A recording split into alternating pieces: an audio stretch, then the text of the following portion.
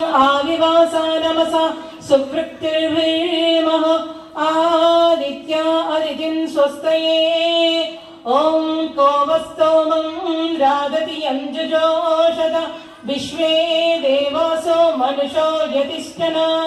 कोवोद्धरन्तु विजात अरङ्करज्योन्नः पर्षदत्यंह स्वस्तये ॐ येभ्यो होत्रां प्रथमा